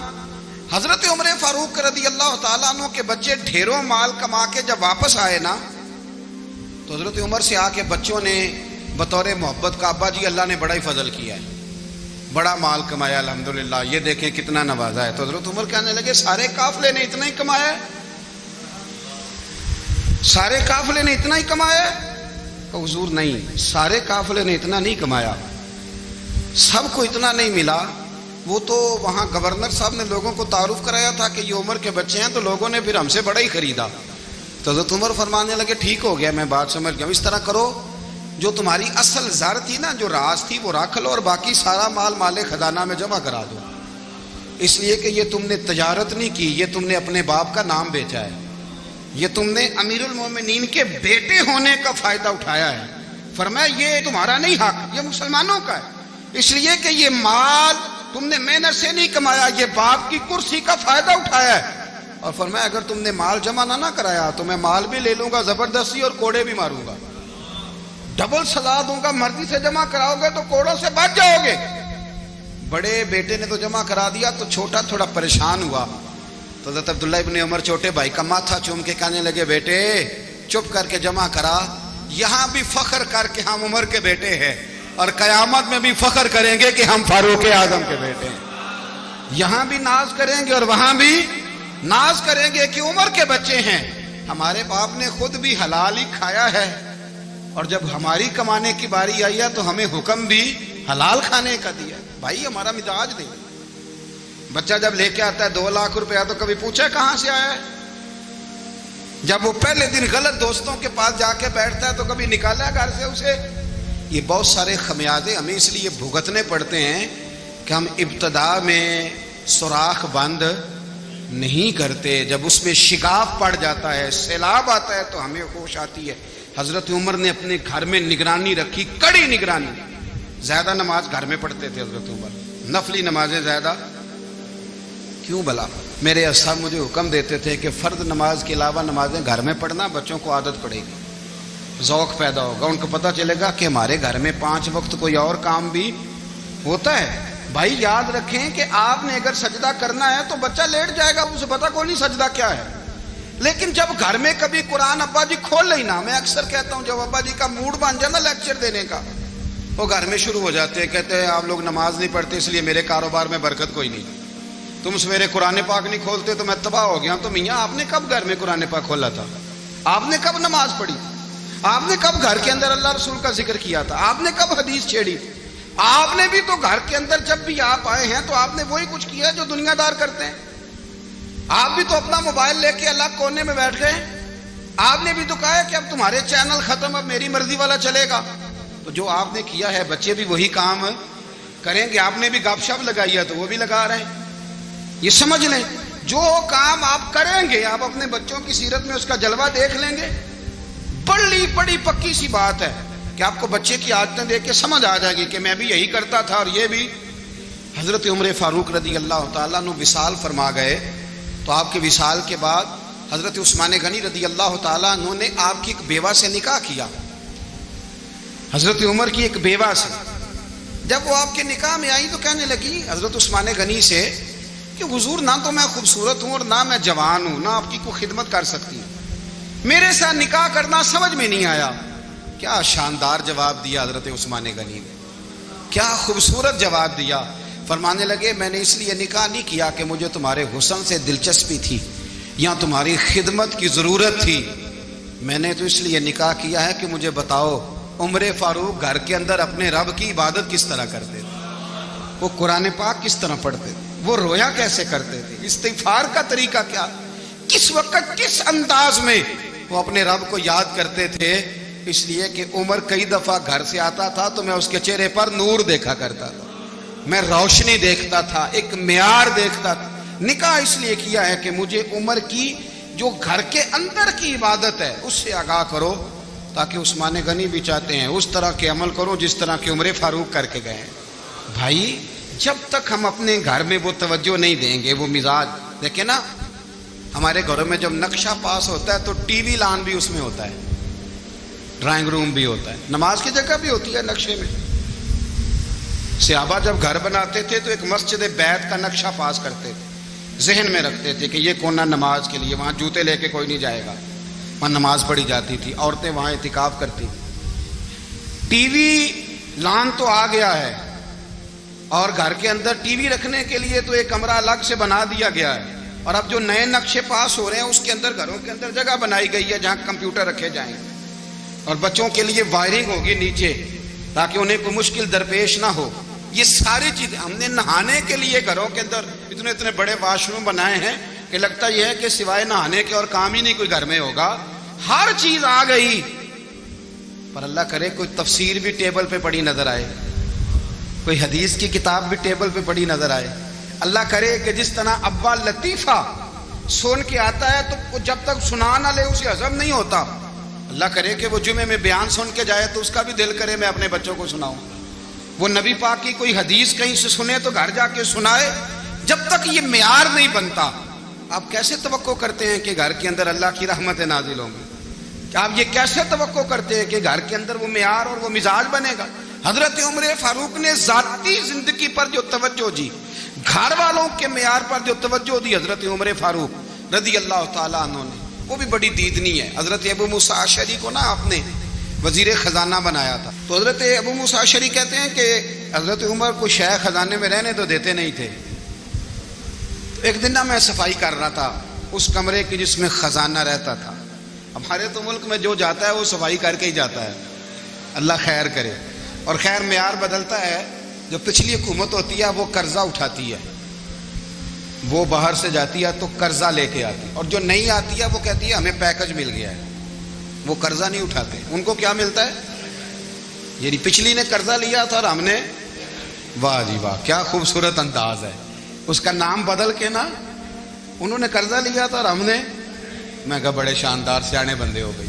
حضرت سیدنا ابو موسیٰ اشعری کہتے ہیں کہ میں نے نا مال غنیمت کی صفائی کی تو 1 دینار مجھے نا کہیں پڑا ہوا مل گیا. تو فرماتے ہمیں اجازت ہوتی تھی کہ 1 دینار ہم اپنی مرضی سے کہیں خرچ کر سکتے تھے. اگر آپ ناراض نہ ہوں تو ہمارے ہاں جب چیئرمین صاحب، ناظم صاحب ٹھیکے دیتے ہیں تو ٹھیکیدار ان کا چھوٹا بھائی ہوتا ہے یا چچا کا بیٹا ہوتا ہے یا خالہ کا بیٹا ہوتا ہے. وہ خود ناظم ہوتے ہیں اور ان کا چھوٹا بھائی ٹھیکیدار ہوتا ہے. یعنی وہ نا سارا کچھ گھر کے اندر ہی رہتا ہے. گھر کے اندر ایک پیسہ دیتا ہے، دوسرا واپس اس کو واپس کر دیتا ہے. گھر کے اندر ہی. اب تو خیر ہمارے لوگ سمجھدار ہو گئے. ایک بندہ ایک سیاسی جماعت میں ہوتا ہے، دوسرا دوسری میں، اور تیسرا جس کی بھی حکومت آئی، حکومت تو ہماری رہے گی نا. ایک بندہ تو ہے نا اس جماعت. یہ اچھا لوگوں نے ایک طریقہ نکالا ہے. تو حضرت عمر کے بیٹا گزر رہا تھا تو حضرت ابو موسیٰ اشعری کہتے ہیں میں نے صفائی کی تو 1 دینار نکلا. تو میں نے وہ 1 دینار نا حضرت عمر کے بیٹے کو دے دیا. میں نے کہا لو بیٹا اپنے چچا کی طرف سے تحفہ. تو گھر جا کے انہوں نے حضرت عمر کو بتایا کہ چچا نے پیسے دیے ہیں. چھوٹے بچے تھے. حضرت عمر نے حضرت ابو موسیٰ اشعری کو بلا لیا اور بلا کے فرمانے لگے میں تو تمہیں اپنا دوست جانتا تھا اور تو نے میری اولاد کو ہی دنیا دار بنانا شروع کر دیا. میرے بچوں کو ہی تم نے دنیا دار پیسوں پہ لگانا شروع کر دیا. میں تو تمہیں یار سمجھتا تھا. فرمایا تمہیں چاہیے تھا میرے بیٹے کو نصیحت کرتے کہ بیٹا پیسوں سے رب راضی نہیں ہوتا، اس کی رضا والے کام کیے جائیں تو رب راضی ہوتا ہے. اور فرمایا تمہیں کوئی اور گھر نہیں ملا تھا تباہ کرنے کے لیے، میرا ہی گھر ملا تھا. اٹھاؤ اپنا دینار اور خبردار آج کے بعد میرے بچوں کے ساتھ یہ والی نیکی نہ کرنا. اور ہمارا کیا سٹیٹس ہے؟ دوستی ہے یہ اس سے جو تحفے زیادہ دے، جو بچوں کو خراب کرنے میں مدد زیادہ کرے، اس کے ساتھ یہ رہنا. حضرت عمر نے گھر پہ اور سب سے بڑھ کر اپنی ذات پہ توجہ کی. حضرت ابو مالک رضی اللہ تعالیٰ عنہ کہتے ہیں میں عمر کے پیچھے پیچھے ایک باغ میں گیا، اکثر اس باغ میں جایا کرتے تھے. اور عمر جا کے نا تو درخت کے نیچے بیٹھ گئے اور فرمانے لگے او امیر المومنین، اللہ سے ڈر جا، ورنہ جس رب نے حکومت دی ہے وہ عذاب بھی بڑا دے گا. ڈر جا رب سے. کبھی ساری زندگی حضرت عمر نے اپنا کوئی تعارف نہیں کرایا، کبھی نہیں. ایک بندے نے آپ کے سامنے تعریف کر دی آپ کی تو فرمانے لگے تو خود بھی ہلاک ہوا اور مجھے بھی ہلاک کر دیا. کیا ضرورت پڑی ہے میری تعریفیں کرنے کی؟ اتنی دیر میری تعریف میں لگائی. اللہ کا ذکر کرتا رب تجھے ثواب دیتا، حضور پہ درود پڑھتا تو رب تیرے اوپر رحمتیں نازل کرتا. کس چکر میں؟ آج جتنا اچھی کوئی خوشامد کرے اتنی اچھی وزارت ملتی ہے، جتنی اچھی اس کو جو ہے وہ چاپلوسی کرنی آیا درجہ بھی اسے اتنا ہی اچھا ملتا ہے. حضرت عمر فاروق رضی اللہ تعالیٰ عنہ آپ کے بیٹے کہتے ہیں، صاحب فتوح الشام نے لکھا ہے، آپ کے صاحبزادے کہتے ہیں میں نکلا تو میرے ابا جی نا اپنی پشت پر مشکیزہ رکھ کے کنویں سے پانی بھر کے آ رہے. میں دوڑ کے آگے گیا، میں نے کہا ابا جی مجھے دے دے. فرمانے لگے بیٹا تیرا کیا خیال ہے، کوئی اور نہیں تھا مشکیزہ بھر کے لانے کے لیے، تیرا کیا خیال ہے؟ کہا ابا جی بڑے لوگ تھے پر آپ کیوں اٹھا رہے ہیں؟ فرمانے لگے نفس نا ذرا میرا بڑا ہو گیا تھا، اسے ذرا ذلیل کر رہا ہوں، ذرا اپنا محاسبہ کر رہا ہوں. یہ مجھے کہہ رہا تھا تو بڑی چیز ہے تو میں نا ابھی مشکیزہ گھر رکھ کے آؤں گا، پھر تیری ماں نے مجھے کہا ہے کہ گھر میں لکڑیاں کوئی نہیں جلانے کے لیے، پھر میں جنگل سے لکڑیاں کاٹ کے لاؤں گا. امیر المومنین بن کے نا تو میرا نفس تھوڑا بڑا ہو گیا.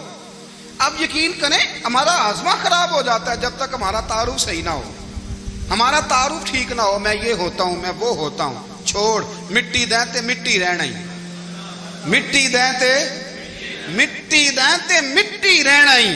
ایویں کادی بلے بلے اج مٹی دے اتے بندیا تے کل مٹی دے تھلے. مٹی دیں تے مٹی رہنا ہی کادی بلے. مجھے پوچھ لو، مجھے جان لو، میرا نام لے لو، میں بھی آیا ہوں، میں بھی ہوتا ہوں، میرا بھی یہ تذکرہ ہے. جس کو اپنا تعارف کرانا پڑ گیا اس سے بھی زیادہ کمزور کوئی ہے؟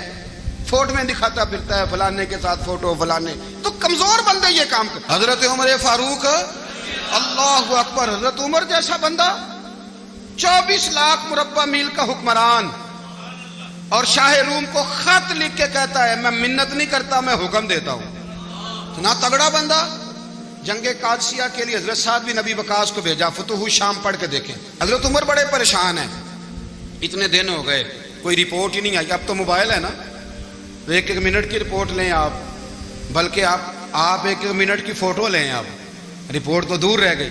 حضرت عمر فاروق رضی اللہ تعالیٰ عنہ بڑے پریشان ہیں کہ قادسیہ میں حضرت سعد بن ابی وقاص کے ساتھ لوگ جہاد کرنے گئے، رپورٹ کوئی نہیں آ رہی۔ اتنے پریشان تھے کہ باہر نکل کے نا اس رستے پہ بیٹھ جاتے جو رستہ قادسیہ کی طرف سے آتا تھا، جو بھی آتا جاتا پوچھتے جنگ کے کیا حالات ہیں۔ ادھر جب اللہ نے فتح دے دی نا تو حضرت سعد بن ابی وقاص رضی اللہ تعالیٰ عنہ نے ایک قاصد کو خط دے کے بھیجا، کہنے لگے عمر کے پاس جاؤ، انہیں اطلاع دو کہ الحمدللہ اللہ نے اسلام کو فتح عطا کر دی۔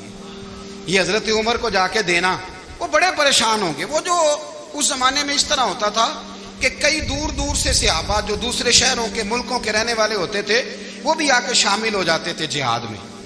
کوئی ایک دفعہ مدینے آیا، کوئی 2 دفعہ آیا، پھر اپنے اپنے علاقوں میں۔ بہت سارے لوگوں نے زیادہ دفعہ حضرت عمر کو دیکھا بھی نہیں تھا۔ وہ جو قاصد خط لے کے آیا تھا نا، اس نے 1 دفعہ دیکھا تھا، حضرت عمر بوڑھے ہو گئے، وہ پہچانتا نہیں تھا۔ ادھر سے وہ خط لے کے آ گیا، حضرت عمر مدینے سے باہر نکل کے اس روڈ پہ بیٹھے تھے جو قادسیہ سے آتا تھا۔ جب اس آدمی کو آتے دیکھا تو حضرت عمر اٹھ کے کھڑے ہو گئے، فرمانے لگے قادسیہ سے آ رہے ہو؟ وہ کیا کہتا ہے؟ پھٹے پرانے کپڑے، ٹوٹے ہوئے جوتے، سر پہ پرانی پگڑی، کہنے لگے غلام مدینے کے رہنے والے ہو؟ حضرت عمر کہنے لگے ہاں مدینے کا ہوں۔ کہا میں قادسیہ سے آیا ہوں، الحمدللہ اللہ نے اسلام کو فتح دے دی ہے، الحمدللہ کفر کی کمر ٹوٹ گئی ہے۔ اس نے یہ بات کر کے تو گھوڑے کو ایڑی لگائی، گھوڑا دوڑنے لگا مدینے کے، حضرت عمر بھی ساتھ ساتھ دوڑ رہے ہیں۔ فرمانے لگے اچھا بتاؤ خالد بن ولید کا کیا حال ہے؟ تھوڑا آگے جا کے فرمانے لگے اسامہ بن زید کیسے ہے؟ وہ کہتے ہیں ٹھیک ہے۔ پھر اس نے اور گھوڑا، عمر ساتھ ساتھ دوڑ رہے ہیں، ساتھ ساتھ 24 لاکھ مربع میل کا حکمران، ایک جوتا پیر سے نکل گیا، عمر دوڑ رہے ہیں۔ آگے جا کے پوچھتے ہیں سعد بن ابی وقاص کا کیا حال ہے؟ کہا حضور وہ بھی ٹھیک ہے۔ کتنے لوگ میرے شہید ہو گئے مسلمانوں میں سے؟ کہنے لگا صحیح گنتی کا نہیں پتا، یہ لفظ ادا ہوتے ہوتے مدینے کی سرحد آ گئی۔ لوگوں نے عمر کو گھوڑے کے ساتھ دوڑتے دیکھا تو کہا امیر المومنین کیوں دوڑ رہے ہیں؟ وہ غلام چھلانگ لگا کے نیچے آیا، قدموں میں بیٹھ گیا، کہنے لگا حضور آپ نے بتایا ہی نہیں آپ امیر المومنین ہیں۔ آپ فرمانے لگے کیا بتاتا؟ میں تو اونٹ چرانے والے کا پتر ہوں، کیا بتاتا؟ وہ عمر ہوں جس نے اپنے گناہوں کا حساب دینا ہے، کیا بتاتا؟ جو سعد بن ابی وقاص کو جہاد پہ بھیج کے خود بزدلوں کی طرح گھر میں بیٹھا ہے، کیا بتاتا؟ کوئی حیثیت نہیں، کوئی تار۔ تو نے اچھا کیا، تو تو مجاہد تھا، مجھے ساتھ ساتھ دوڑایا، تو نے اچھا کیا۔ جتنے لوگ تھے چیخے مار کے رونے لگے۔ حضرت فاروق اعظم سے کہنے لگے عمر جب تک تیرے جلوے رہیں گے اللہ کامیابیاں ہی عطا فرمائے گا، جب تک تیرا رنگ رہے گا اللہ تعالیٰ نوازتا ہی رہے گا۔ کچھ نہیں کبھی اپنا آپ ظاہر ہی نہیں کیا۔ بہت بڑے تھے، بہت بڑے تھے حضرت عمر، بڑے تھے۔ حضرت ابو رافع غلام تھے، قرآن پاک بڑا سونا پڑھتے تھے۔ حضرت عمر جب بھی انہیں ملتے کہتے ابو رافع تو عمر سے اچھا ہے، قرآن بڑا شاندار پڑھتا ہے۔ تو وہ کہتے حضور اگر میں قرآن صحیح پڑھتا ہوں تو آپ کو قرآن کی تشریح زیادہ صحیح آتی، آپ بھی تو مجھ سے افضل ہیں۔ تو آپ فرماتے نہیں پھر بھی تو مجھ سے افضل ہے۔ کیوں؟ اس لیے کہ تو اپنے آقا کی نوکری بھی ٹھیک کرتا ہے اور رب کی عبادت بھی ٹھیک کرتا ہے، اور مجھے خالص صرف عبادت کرنی ہوتی ہے وہ بھی ٹھیک نہیں کر پاتا۔ ساری زندگی اپنا محاسبہ، ساری زندگی اپنے گریبان میں دیکھا، ساری زندگی اپنے آپ کو پرکھا، اپنے آپ کو ٹٹولا۔ 62 سال عمر بیت گئی۔ حضرت حذیفہ بن یمان ایک صحابی تھے، میرے نبی کریم علیہ السلام نا ان سے راز کی باتیں کرتے تھے۔ ہر بندے کا ہاضمہ ٹھیک نہیں ہوتا، سب سے راز کی بات نہیں کرنی چاہیے۔ حضرت حذیفہ بن یمان کہتے ہیں حضور راز کی باتیں بتاتے۔ مدینہ منورہ میں جو منافقین تھے ان کی لسٹ بھی نبی پاک نے حضرت حذیفہ بن یمان کو دی تھی۔ جب کوئی مشکوک آدمی مر جاتا نا تو صحابہ کہتے ہیں ہم دیکھتے اگر حضرت حذیفہ نے جنازہ پڑھا ہے تو ہم بھی جنازہ پڑھ لیتے۔ نبی پاک نے بھی کچھ جنازے نہیں پڑھے، ترمذی میں ہے، فرمایا عثمان سے جو بغض رکھے اس کا جنازہ نہیں پڑھیں گے۔ حضرت حذیفہ بن یمان اگر جنازہ پڑھتے تو لوگ پڑھتے، وہ نہ پڑھتے تو لوگ جنازہ نہ پڑھتے۔ حضرت حذیفہ بن یمان کہتے ہیں جناب عمر فاروق کی خلافت کے آخری ایام تھے، کچھ دنوں کے بعد وہ شہید ہو گئے۔ فرماتے آدھی رات کا وقت تھا، میں گھر میں سویا تھا بڑا بے فکر، اچانک میرے دروازے پہ دستک ہوئی، میں گھبرا کے اٹھا، اتنی رات کو کون آیا؟ کہتے ہیں قربان جاؤں، دروازے پہ گیا تو امیر المومنین فاروق اعظم دروازے پہ۔ میں نے کہا عمر کوئی حکم تھا تو مجھے بلا لیتے. کہنے لگے میں نا امیر بن کے نہیں آیا, تیرا ویر بن کے آیا ہوں. امیر المومنین کی حیثیت سے سرکاری کام سے بلاتا تو وہاں بلاتا, مجھے ایک ذاتی کام پڑ گیا. کہتے میں نے عمر کو گھر کی اندر بلا کے چارپائی پہ بٹھایا. میں نے کہا حضور میں غریب آدمی ہوں, میں کیا آپ کے کام آ سکتا ہوں؟ تو کہتے انہوں نے نا مجھے ساتھ بٹھا لیا, پھر میرا ہاتھ پکڑ لیا. کہنے لگے تو عمر کو جانتا ہے؟ عمر جھوٹ نہیں بولتا. تو جانتا ہے؟ عمر وعدوں کا پکا ہے. کہا حضور جانتا ہوں. کہا میں اس وقت آیا ہوں جب دیکھ بھی کوئی نہیں رہا.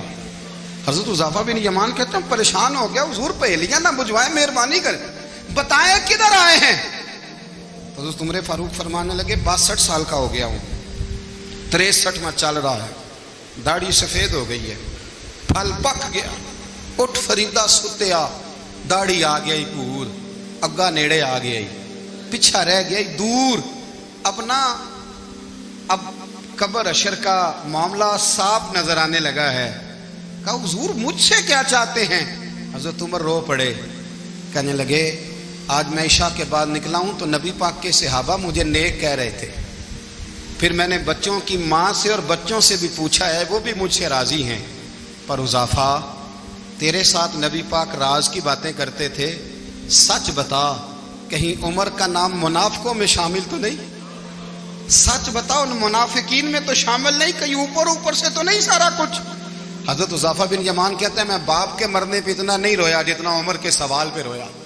میں قدموں میں بیٹھ گیا. میں نے کہا نہیں عمر, یہ تو میں نے نہیں سنا, لیکن یہ میں نے نبی پاک سے ضرور سنا ہے کہ میرے بعد اگر کوئی نبی ہوتا تو عمر ابن خطاب ہوتا. یہ میں نے اپنے کانوں سے سنا ہے کہ عمر جس گلی سے گزرے شیطان رستہ بدل جاتا ہے. یہ میں نے اپنے کانوں سے سنا ہے کہ 950 سال حضرت جبریل جناب عمر کی شان بیان کریں تو پھر بھی بیان نہیں ہو سکتا. یہ میں نے ضرور سنا. دوستو ساری زندگی حضرت عمر نے اگر دوسروں کا محاسبہ کیا تو اپنا اور اپنے بچوں کا بھی کڑا خیال رکھا, اپنی ذات پر بڑی توجہ دی. جو لوگ اپنا بھول جاتے ہیں نا, ہمیں اپنی صحت کا بڑا خیال ہے لیکن اپنی روحانی زندگی کا کوئی خیال نہیں ہے, قلبی زندگی کا کوئی تصور نہیں ہے. آپ یقین کریں موٹا آدمی کمزور ہونے کے لیے جدوجہد کر رہا ہے, کمزور طاقتور ہونے کے لیے, لیکن جس کو کتنے دن بیت گئے اللہ رسول کی یاد میں رویا ہی نہیں, کتنے دن بیت گئے نہ سننے کو دل ہی نہیں چاہا, جسے مہینوں بیت گئے اور قرآن پاک کی طرف نظر ہی نہیں گئی, وہ فکر مند ہی نہیں. زندگی زندہ دلی کا نام ہے, مردہ دل کیا خاک جیا کرتے ہیں. بھائی حضرت عمر کی زندگی دور حاضر میں ہمیں یہ سبق دیتی ہے کہ کڑی نگرانی رکھو اپنے پودوں کی, کڑا خیال رکھو اپنے ذاتی باغ کا, اور یہ جو تمہارے دل کی دنیا ہے یہ تمہاری روح کی زندگی ہے, اس کا محاسبہ کرتے رہو. نبی کریم علیہ السلام نے فرمایا اپنا حساب خود کر لو قبل اس کے کہ تمہارا حساب کیا جائے. اپنا حساب, ہم ساری دنیا کا حساب کرتے پھرتے ہیں, کوئی کہاں سے کماتا ہے کہاں کھاتا ہے, پر اپنا حساب حضور نے فرمایا حساب کر لو قبل اس سے کہ تمہارا حساب. مولا علی فرماتے ہیں نماز پڑھ لو قبل اس کے کہ تمہاری نماز پڑھی جائے. اپنا محاسبہ کریں, تھوڑا سا نا اوپر دائیں بائیں دیکھنے کی بجائے تھوڑی سی گردن جھکا کے نا. درویش کہتے ہیں برے بندے نو میں لبن ٹریا تے جگ تے ملیا نہ کوئی, اپنے اندر چاتی پائی تے میتھوں برا نہ کوئی. تھوڑی سی نا, تھوڑی سی اپنی طرف توجہ دیں. ہم نا بے چین وقت گزار رہے ہیں, بے قرار ہیں, بے سکون ہیں. سبب یہ ہے کہ ہم نے نا اپنا حساب کرنا چھوڑ دیا ہے. حساب کرو گے, بے حساب تو بندہ روٹی کھا لے تو بیمار ہو جاتا ہے, اور اگر زندگی بے حساب گزرے, گناہوں کا حساب ہی نہ کیا جائے, تقوی کی طرف توجہ ہی نہ کی جائے, تو پھر زندگی دشوار ہو جاتی ہے.